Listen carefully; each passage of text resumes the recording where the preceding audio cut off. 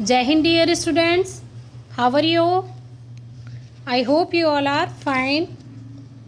Today we will discuss about principle of art.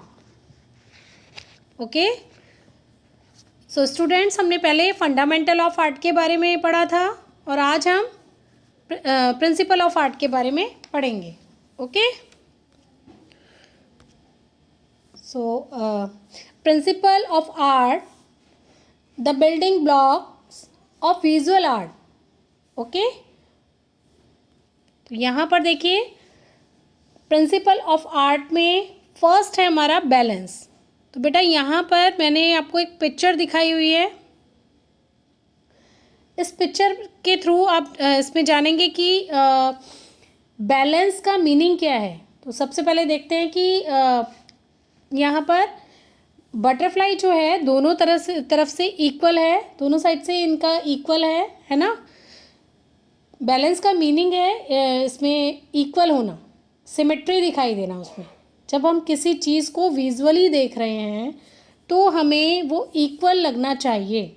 Means उसमें correct है वो उसका प्रिपोर्शन बिल्कुल. ओके. तो यहाँ पर आप कह सकते हैं कि इसमें बैलेंस प्रिंसिपल का मतलब यूज़ किया गया है.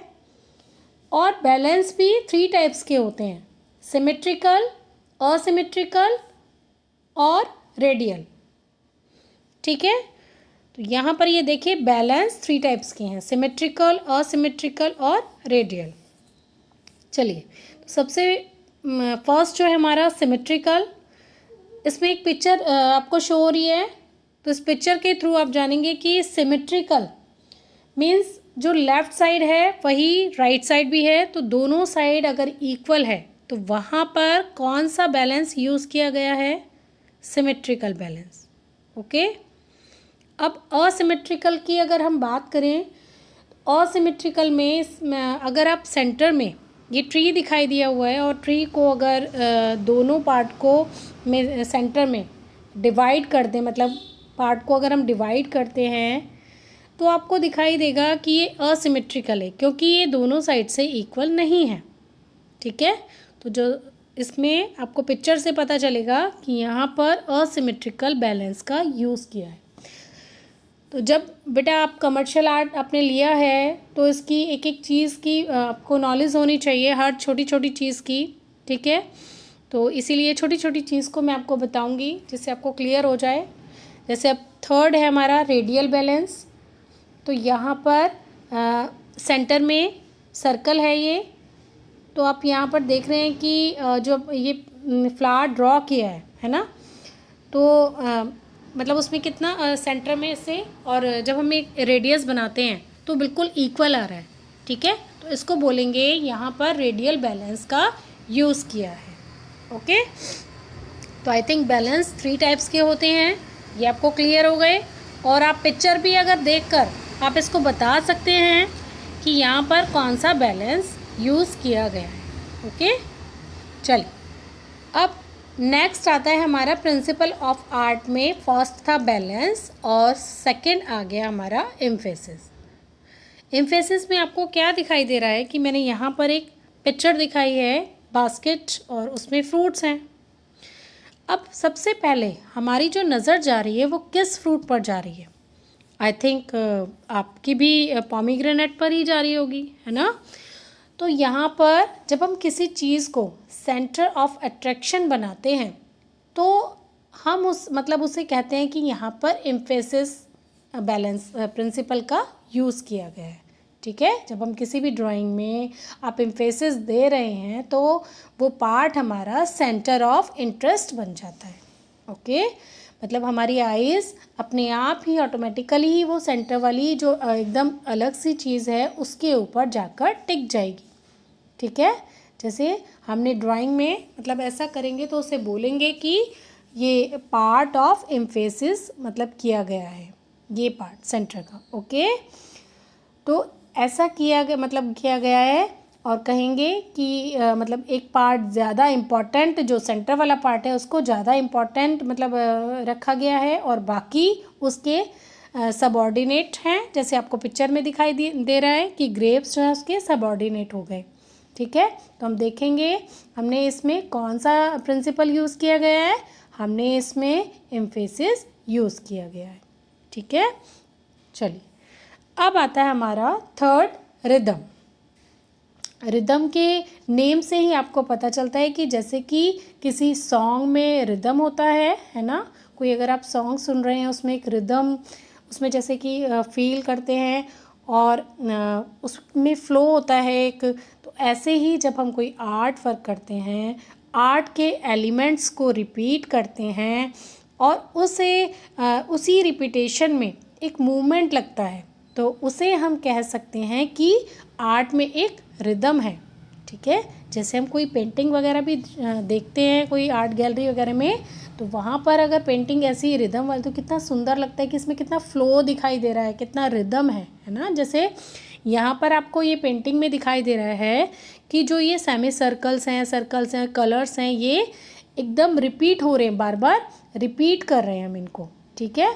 ऐसे ही वर्ली आर्ट वगैरह होती हैं, उसमें भी जैसे आप देखेंगे पिक्चर्स काफ़ी रिपीटेशन में होती हैं, है ना, कलर्स रिपीटेशन में होते हैं, तो वहाँ पर आप कह सकते हैं कि यहाँ पर principle of art rhythm use किया गया है। तो आई थिंक ये पॉइंट भी आपको क्लियर हो गया होगा कि रिदम क्या है ना।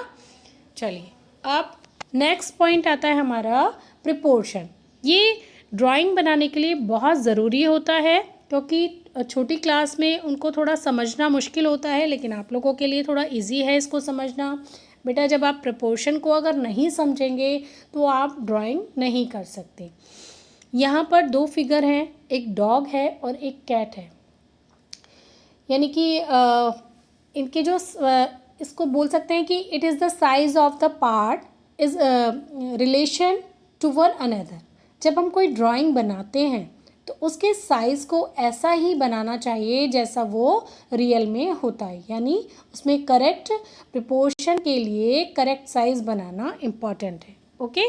ऐसा नहीं कर सकते, मान लीजिए आपने ये डॉग बनाया है और एक कैट, तो अगर आप कैट को डॉग से बिग ड्रॉ करेंगे, इट मीन्स उसमें करेक्ट प्रोपोर्शन नहीं है ना। तो जिसका जो साइज़ होता है, मान लीजिए अगर यहाँ कोई ट्री आप ड्रॉ कर रहे हैं और माउंटेन ड्रॉ किया है, तो आप माउंटेन को छोटा थोड़ी दिखा देंगे, माउंटेन को बिग दिखाएंगे और ट्री को उससे मतलब छोटा दिखाएंगे। लेकिन वहाँ पर भी एक चीज़ आती है कि अगर मान लीजिए दूर है, काफ़ी माउंटेन दूर दिखाई दे रहे हैं, तो थोड़ा ब्लर दिखाई देंगे और बहुत स्मॉल दिखाई देंगे, लेकिन उसमें भी हमें दिखाना पड़ेगा ना प्रोपोर्शन को कि ये दूर है, वो फीलिंग आनी चाहिए उसमें।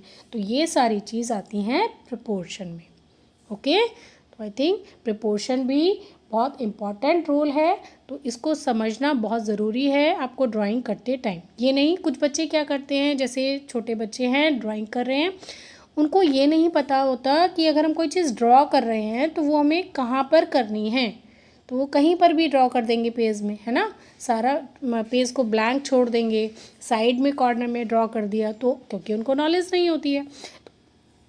धीरे धीरे हर चीज़ की नॉलेज होने के बाद आप उसको परफेक्ट बना सकते हैं, ओके। तो आई थिंक प्रोपोर्शन भी आपका क्लियर हो गया। अब आता है लास्ट हमारा यूनिटी और हारमोनी। यहाँ पर एक पिक्चर आप देख रहे हैं, लैंडस्केप दी हुई है, ठीक है। इसमें एक पेंटिंग में यूनिटी का मीन होता है कि जो चीज़ हमें जैसी दिखाई दे रही है, एक कंप्लीटनेस की फीलिंग आती है उसमें, तो उसमें हम कह सकते हैं कि इसमें यूनिटी है, ठीक है, एक हार्मनी है। जैसे इसमें वाटर इसमें दिखाया हुआ है, लैंड्स दिखाई हुई हैं, है ना, ट्री भी हैं और माउंटेन भी हैं, स्काई भी है, यानी कि जो चीज़ जैसे होती है एज इट इज़ ही इसमें शो किया गया है। तो इसको हम कंप्लीटनेस की फीलिंग कह सकते हैं कि इसमें कंप्लीटनेस की फीलिंग हमें आ रही है। तो आई थिंक आप लोगों को ये आपका सारा क्लियर हो गया होगा आज का टॉपिक। तो नेक्स्ट टॉपिक में हम अपना यूनिट 1 करेंगे, ओके। Thank you all.